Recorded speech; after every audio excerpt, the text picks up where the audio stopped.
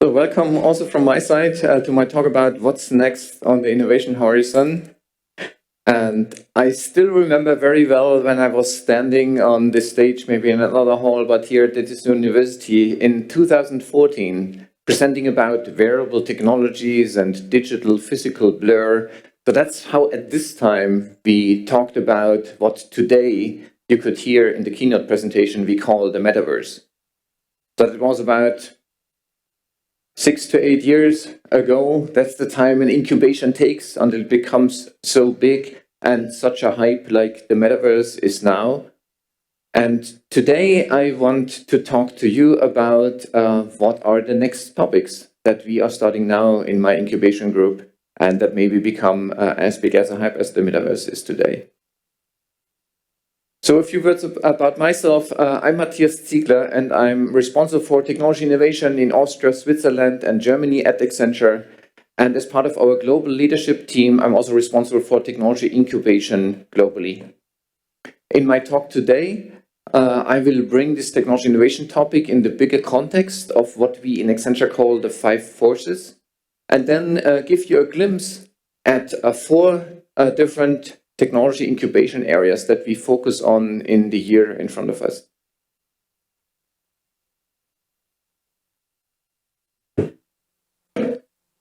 So first, a few words about technology innovation, our team, and the 5 forces. So these 5 forces is what our global management committee has identified as what is driving our large clients' businesses and our own business. And every company needs to adhere to be able to survive in the next couple of years. The first one we call total enterprise reinvention. This is about what we are preaching in our technology vision since years, that every business must be a digital business and must transform their business leveraging digital technologies. The second is about talent. So companies who are not able to win and bind talent to them will very quickly have a disadvantage against their competitors. The third about sustainability. This is high on every of our clients' agendas and also on our personal agenda. It's not just a matter private people have to care for, but companies need to adjust to, and otherwise will have disadvantages or people will not buy their products anymore. Then we have the metaverse as the fourth topic, which was incubated in my team and which you have heard in the keynote my colleague Nick Rosa speaking about. And then finally after that, you have as the fourth 5, the ongoing tech revolution. And that's the one that we are owning as technology incubation team and that we are driving across the firm. So how are we driving this ongoing tech revolution? So we have these 3 main pillars and 4 units within technology innovation. So on the first hand, we have the labs that look at about 3 to 5 years into the future, and we have our ventures organization that invests into the startups that we expect will be our partners of the future or will be relevant for our clients that will soar on those tech trends that we are seeing. Then the second pillar you see here is the incubation team, the one that I'm globally leading, and where we, building on top of what the labs and ventures have identified, when it's ready for prime time, when we see that outside of a lab environment, in a real client environment, you can do the first lighthouse projects, then we are taking that up and as part of that, building the next generation of businesses for Accenture. And the third, on the build part, these are our liquid studios that do rapid prototyping with those technologies for our clients to bring minimum viable products quickly to the market. That said, about my team, the technology incubation groups, our vision is unchanged. We are proud to have just graduated these Metaverse Continuum Business Group, which was announced together with our technology vision in spring this year towards the next level to our scaled organization. And now our vision is the same to create the next generation of businesses, but we are shifting our focus areas to those 4 that you can see here. Next generation computing, next generation robotics, space technologies, and science tech. And I will give you a glimpse into each of those, explaining why this is relevant and giving one example that highlights it. So let's look at next generation computing first. This includes the 4 areas: quantum computing, which I will not touch on because you will have dedicated talks about that from members of my team. I'll come to that in a sec. And the other 3 topics like crypto agility, neuromorphic computing, and privacy preserving computing. And I will come in a minute to what this means and why this is relevant. So first, a quick shout out to my colleagues who are here in 2 different tracks after me. Sebastian and also Tim will be presenting their leading my quantum practice in ASG. And if you want to hear more about quantum, don't miss their talks. But let's start here talking a little bit about crypto agility.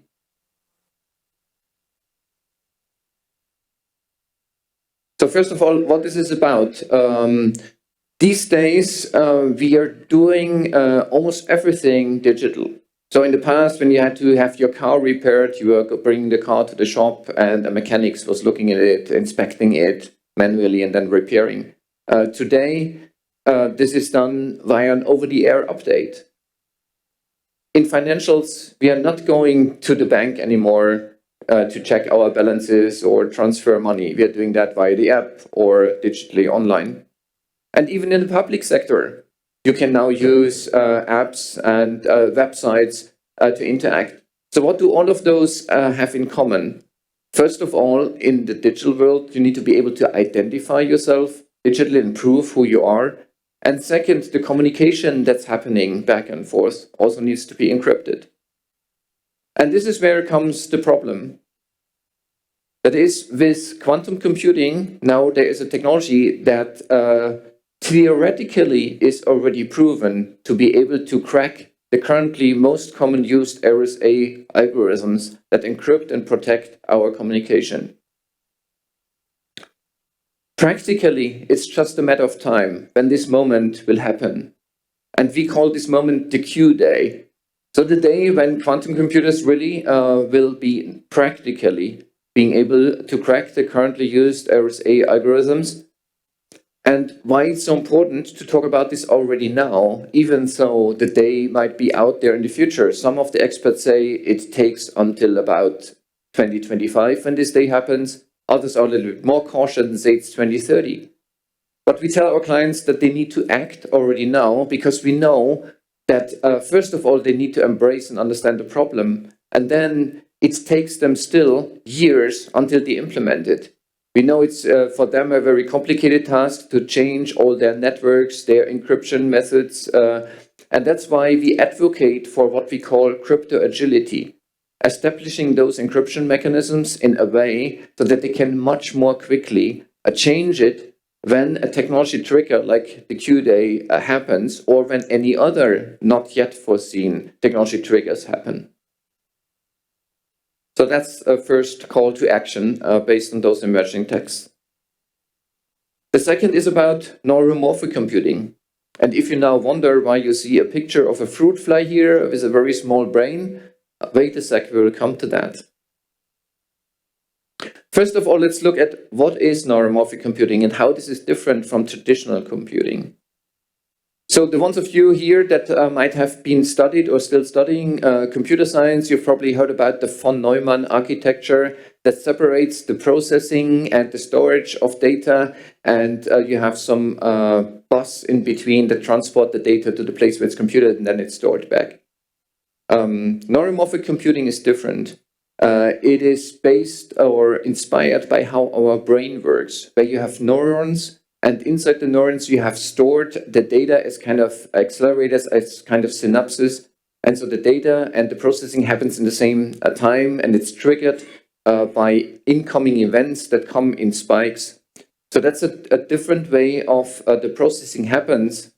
And it has a couple of advantages that are very relevant for us and our clients and good applications. So now back to resolving, well, why there was a fruit fly. The fruit fly has about 100,000 neurons in their little brain. But imagine what the fruit fly all can do. It has all different senses. It can see, it can smell, it can find its food, it can find a partner for pairing, and it can navigate and fly. Imagine what we are still need to have a similar power, like this little 100 neuron brain. At the moment, we are using CPUs, which consume a tremendous energy, or even GPUs to process all that incoming data. This is very inefficient if you compare to our brain. So this new technology of neuromorphic computing, by mimicking our brain, comes with a factor of 1,000 less energy consumption and 100 times faster than traditional ways. So if you transport that, for example, to the case of a drone, if you would use a chip like Intel's Loihi, which also has about 130,000 neurons, you could do those similar tasks with a much less energy footprint. And so you see already, this is one of the key arguments, the energy consumption that creates many good applications. Every area where you are energy constrained, for example, if you have wearable devices that you wear on your body that run out of battery or other similar tasks. So this is one of the main advantages there. And then you have also very low latency, so the processing happens very quickly. And it also can adapt and learn on the fly by modifying the weights on the neurons. And also, as the processing does not need to have to be sent to the cloud, like at the moment when you say, hey Siri, do that, your data is sent to the cloud, processed on a central server, then coming back. With neuromorphic computing, you can do that on-site and directly on the device, so you have also less data privacy concerns. So let me quickly just switch to a few examples where this is all relevant. So for example, for human-computer interaction, where the computer needs to make meaning out of what you say, out of gestures and so on, neuromorphic computing can help with recognizing those gestures. And for example, we have been working with one automotive tech scouting department about exactly that and how they could use it in the car. Then we have visual sensing, for example, for robots that need to understand their environment. We have also in robotics, if robotics need to adapt quickly to new situations, where this also is very relevant. And even in space, and you remember later I have a section about space innovation as well. So there also you are energy constrained. You have a very small footprint in these new pico satellites that are now shot into the orbit in the numbers of thousands. And also there neuromorphic could play a key role. That's it. Let's switch over to the next generation computing topic, which is privacy preserved computing. And if you wonder what this nice Lego villa has to do with it, stay tuned.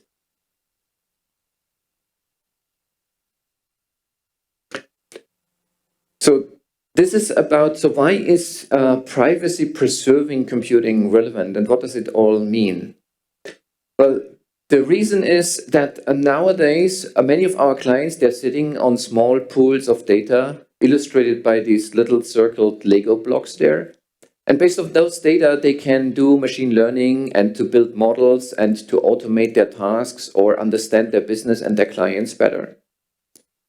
But what holds here is the more data you have, the better your models get. But our clients are constrained by sharing those data, for example, by GDPR, by data privacy laws.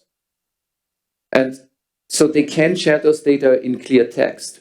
But now there exist technologies so that they can share those data in a way so that they can keep them encrypted, and you don't need to decrypt them to process them. So you can process them in an encrypted way, or you can process them in a shared processing way so that the other parties that are involved do not see your customers' private data, but they can still build on top of the result that is created.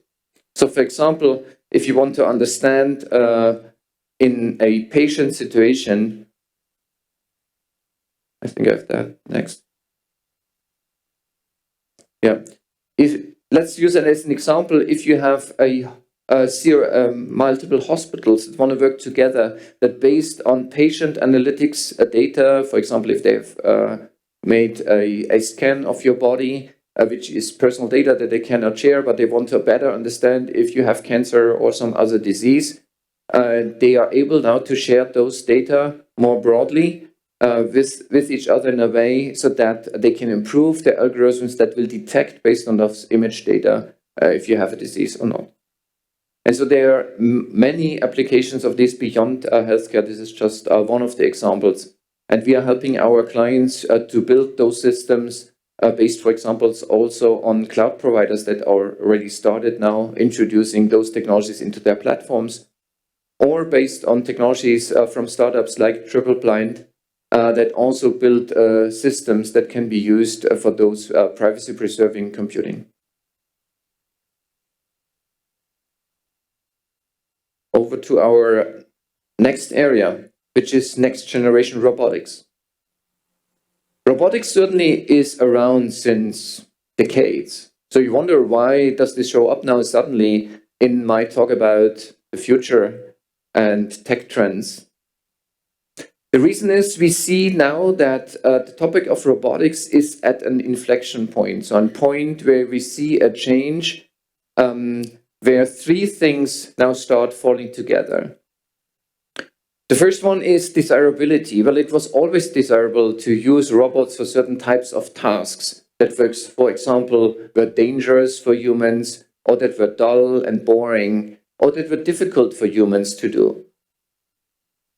On the other hand, also, the term of viability is about, there is also now in the meantime a business case for doing that to save the cost. Human labor cost is on the rise. And also, we need to bring more work back to Europe, so high-cost regions. So robots can be helping there to solve the gap that we have in the workforce. And the most important point also on feasibility that is now changing the game is that with the advent also of artificial intelligence and machine learning and those advanced technologies, we are now able to build those robots and use them also in spaces but they have not been used widely before. And these spaces we mean when we go beyond the traditional application areas in manufacturing, where the robots were in cages. Now robots more and more come into an area that we call service robotics, where they are working in environments that are not made for robots or for machines, but that are made for humans, and where they need to find their way. And they need those technology advances to understand and being able to communicate with humans, to understand humans' behavior and being able to predict if a human is walking that way, where he will be next, so they don't run into a human. And also to find their path in environments that are not specially built for them. And let me highlight that as one example of service robotics. That is the area of inspection. So this is a typical task that many of our clients in industry, in manufacturing need to do. Sometimes they are legally obliged to do it, and sometimes they want to just gather more data to better understand their business and be able to react more quickly. And so typically humans, like you can see on that picture, are still doing that with a non-digital device like a pen and paper and taking notes. But this can be improved, for example, for better safety or for more often data availability and at lower cost if you start putting robots in the loop. One example where we did this, for example, is in the Hamburg Harbor, where we established a way how they can use drones to inspect the huge cranes that are used to unload the containers from the container ship onto the trucks. These trains need regular inspection so that they're not rusty and there's risk they are breaking down. And this was a difficult task and dangerous task for humans that had to climb up the cranes to inspect this manually. Now we can use drones for that, and we even industrialized that process. So it's not just one human flying that drone, but we were automating that and integrating it in a system that with ServiceNow you would be able to schedule it, and with Optelos you were able to automatically analyze the data that's coming from the drone. So the drone would be either filming, flying around and filming or taking photos. And with Optelos, with machine learning, we were able to detect what were areas that, for example, were rusty or that could cause a danger. And then automatically that was played back via ServiceNow to the scheduling system so that somebody could be sent there to look after it or repair it. Another area and a different type of robot that can be used for that purposes beyond drones is also four-legged robots. So many of you probably know the Boston Dynamics Spot robot, and they are the famous and clicked in the millions videos of robots dancing and making all kind of nice movements. So this is technology advancement that we can bring also to a good use in industry, because those robots can be used to carry sensors with which they can walk a certain path in the factory. For example, a company like BASF is using that on their chemical plants to send the robots on a regular route where they can have with different sensors. They can sense if there's gas kind of coming out somewhere, or with visual sensors, they can, or thermal sensors, they can see if something is heating up that shouldn't do that. And they can do that more often than with humans, and it's also less dangerous. For example, if really gas is coming out, you maybe would not like to have a human in the room at that time.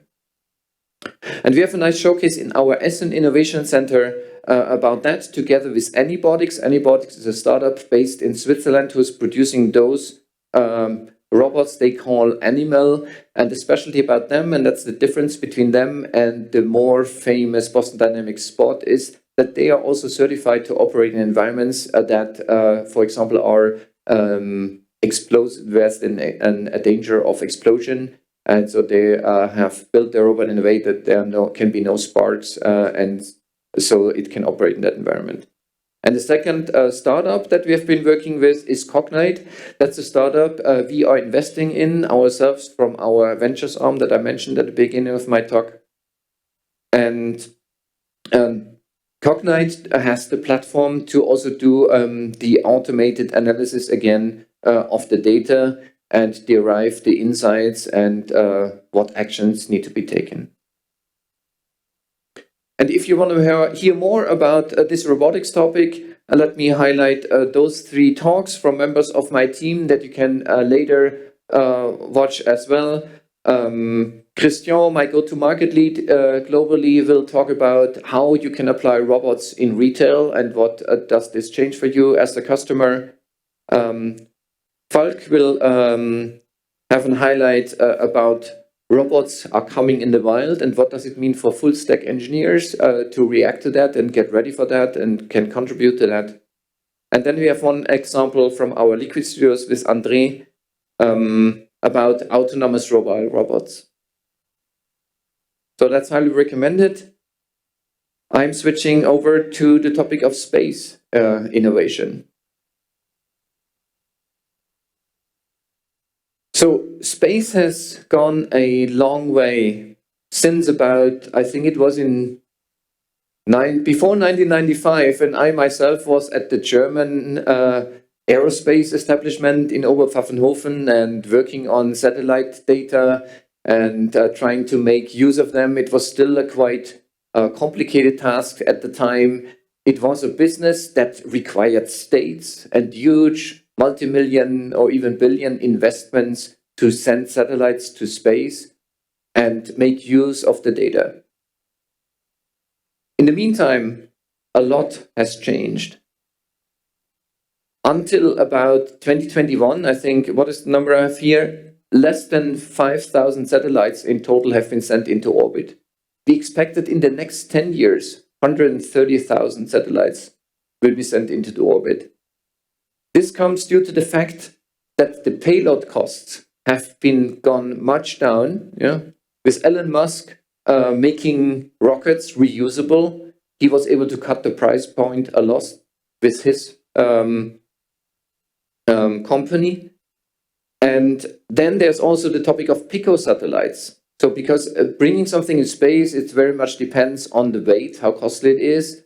And now with the miniaturization and digitalization of technology, you can have in a little CubeSat of 1 decimeter format, you can have all the required technologies to make scanning and a high resolution photography of the Earth.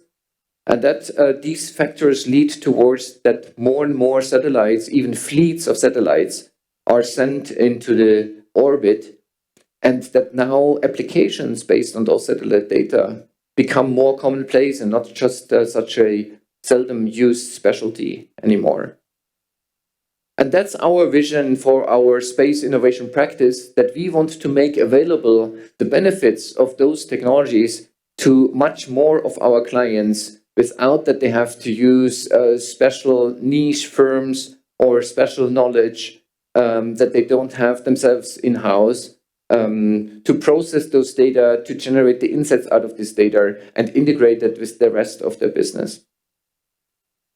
And let me highlight just one example that we in our Space Innovation Group have done ourselves, and that has won an internal award as an innovation because it tackles a really concrete problem. Probably all of you have seen the news about the more and more spreading wildfires. The Earth in the Northern Hemisphere is getting much more broader. For example, in California, there's more and more wildfires, and they're more difficult to tackle.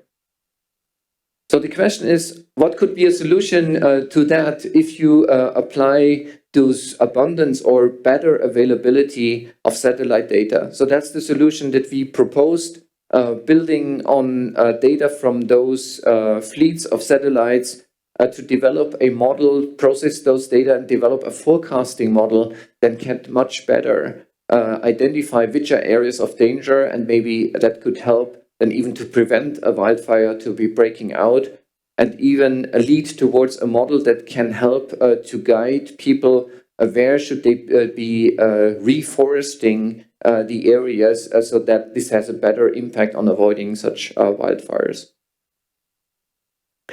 And one thing that I wanted as well to mention here is that, again, we are here working together closely with startups, and I want to mention only 2 of them that tackle 2 very specific problems that help us for better solutions. The one is Planet, and they, with a large fleet of satellites, they touch each point on Earth on a much higher frequency than we had in the past. So that it's not a matter of you only fly off an area once an hour or once a day, but that you have a more real-time way to be able to monitor Earth and to react to topics, and also to establish a means on how to build that into your business process and trigger actions.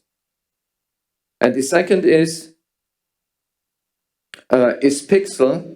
And what is their difference is that they are adding multiple sensors, so they have a multispectral analysis of the Earth, and by combining all these different sensors inputs, you can train machine learning models, and you can get different insights out, and this enables different applications that you can use. And there are more startups to come, so watch that space, what we are investing. Earlier we made the joke about should you invest in NFTs. So I would rather say watch out, what are those technology trends and what startups are raising on them, and maybe that would be an area. And with that, let's come to our last area I would like to touch on today, and this is science, tech, and bioinnovation. And now you wonder, what does this have now to do with technology or the digitalization that we are driving, and how do we come into play as Accenture, as a company? Well, in pharma and in healthcare, there is one common issue at the moment. If you want to develop a new drug, it takes you years to go through all the different experiments, and most of them are still done in vitro. Meaning you need a lab, and in this lab you have all these petri discs, and you're doing those experiments, and then you need to let grow something, you do the analytics of it, and then you retry if it does not work out. And this is really very time consuming, it's extremely costly, and it has a high failure rate. And we see that with the advance of more digital technologies, we actually can provide a solution to that. Our vision here is to put even the human at the center by the ability to analyze the human genome and being able to create drugs in a much shorter time that are really, for a lot size of one or for the size of one human, are really just for your personal genome have a perfect fit. And how we can do that is what we call in silico biotech, meaning we're using hardware and software to actually simulate those experiments based on the more and more data that is available and the computing power that I've described in the earlier section. We are able to process that data to establish a platform so that we can offer to those companies something like a research and development as a service, that based on their data, we can help them accelerate their research and development process. And by that coming to results much faster and a much lower cost and allowing a much better precision medicine. And with that, let me close with one citation from our technology vision of 2022, where we state that the next wave of digital change is here, and companies that are forward-looking and embracing those changes will have great opportunities. That's something that we totally believe in, and that we are there to pave the way and help our clients to create value based on those emerging technologies. And with that, I'm thanking you, and I'm open for your questions. Thank you very much. This was Matthias Ziegler. Thank you.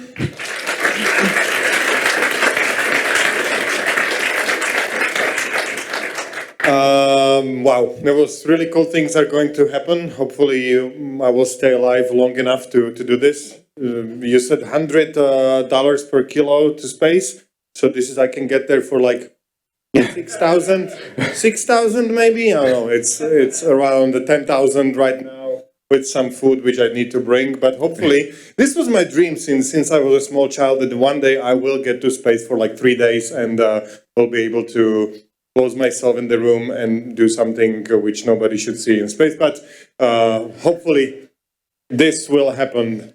Yes, it was Sudoku, as everybody guessed. My question is with I tried to write it down, but what was this? What is this? What morphing computing? What was neuromorphic computing? Neuromorphic, yeah, exactly. How? You can read my handwriting, perfect. So, where are we now in this? What are the challenges? Are we close? Are we going to? Can we finally build a processor with the neurons in it and use it as the fly uses it? Like, or what is the biggest problem right now? Yes, we are still in an area where it's kind of at the borderline between our labs, where they can prove certain use cases, that the ones that I have showed in a lab environment, and to really bring it to use in client cases. As I said, we have been talking, for example, to one automotive manufacturer, and they are already doing experiments how to integrate that into their next line of cars, so the car can better understand gestures, for example, or we also made some experiments with them about brain-computer interfaces, but it was about that the car kind of notices when you're just thinking, I'm cold, it increases the heating or so. So these are interesting things to come. We are not working with their scaled-up part yet, so it's in their tech scouting organization. But what we saw in the past, that they have a quite clear track of things then really coming into production. Yes, but there are still things to overcome, like incorporating the memory and the processor and everything, and that there's a lot of things to being done. I see the drone and I can catch it like this and throw it on the floor, and I cannot kill a mosquito in my room, which is much smaller and was here 2 million years ago. So when do you think we will have technology in the drone which will avoid my hand like the creepy mosquito? That's already there. Are you sure? Yeah. Do you know something what I don't know? I saw some army. Well, I saw some army drones, and I don't want to. Well, even the drone that I have for my own private use to filming me when I go sailing, also already can do that because I tried that out because I wanted to catch it by hand and it was kind of avoiding me when I was when I was a moving target. What about your fingers? Still all? Yeah, no, it's just a normal golden ring. Yeah, you should try using metal blades. Okay, let's move on to a question from the audience. We have cloud computing nowadays. Do you think we will come to a certain point where we can use the CPU's brains of animals for computation? Can we connect to the mosquito and use his brain for computation? Can I read that again? Yes. We do the computing now in cloud, which is slow but robust. But will we be able to use the animals' brains for computing? That's how I understand the question. Yeah. At least we are not working on that. Okay. Well, and yeah, you might be referring that. Well, the only case I'm thinking about connecting animals and CPUs. Well, probably you're referring to the case that Elon Musk also has tried out. Yeah, with kind of implanting some technology into pigs to being able to see how you can influence them. Yeah, and certainly brain-computer interfaces are something that. At the moment, they're still in a very early stage because the difficulty still is either you need to implant them, then you can directly influence neurons, yeah, but I think this guy wants to run code on some Veverichka's brain. So yes. So do you think that would be possible one day? Like just flash the memory of a small bird and Let run me say, JavaScript on it? I believe you will be earlier flying to orbit than this will happen. Never mind. I wanted to bring the bird with me with pre-program for space, but never mind. Okay. Well, my wife says I have a bird sometimes, even without this technology. How is privacy computing different from just encrypting data almost everywhere? Is it just privacy first approach or some technologies changes? Yeah, what we differentiate here is we use different terms for that. The one is confidential computing, that you, for example, in some computers, you have some kind of privacy enclaves where what you store in there and what is done there, nobody else from the outside can access it. That's what we call confidential computing. While the privacy preserving computing is more that multiple parties can work together and on the same data set without having to expose their clients' data to the others. Okay. And we have time for one last question, so let's move. Do you think that in future robots will be part of a recruiting process? How? Is he going to sit against and I don't answer the question? Well, he smacks me or... On the one hand, well, certainly there is a robotic process automation, which is not using physical robots. And this is already done, used in the recruiting progress. Using physical robots in the recruiting process, I think maybe for getting attention and inspiring people for working with us in our robotics practice, I think they were using it. Mm-hmm. Okay. So you just have this robot with somebody's controlling in the back and it's moving autonomously, and we did that, but I saw that once. Okay, and let's move to wildfire monitoring prediction projects. Looks awesome. Will it come live in near future? What is the biggest challenge to make it happen soon? At the moment, it won an internal award, and as part of that, it got additional funding. So we will continue working on it. But certainly, the more interesting part is to use it with clients outside, and giving the increasing pressure that those damages are raising, I think there's definitely a use case for it that we'll find a buyer soon. Okay, thank you very much. Our time's up. This is the guy who was speaking. Now you can approach him, ask questions directly.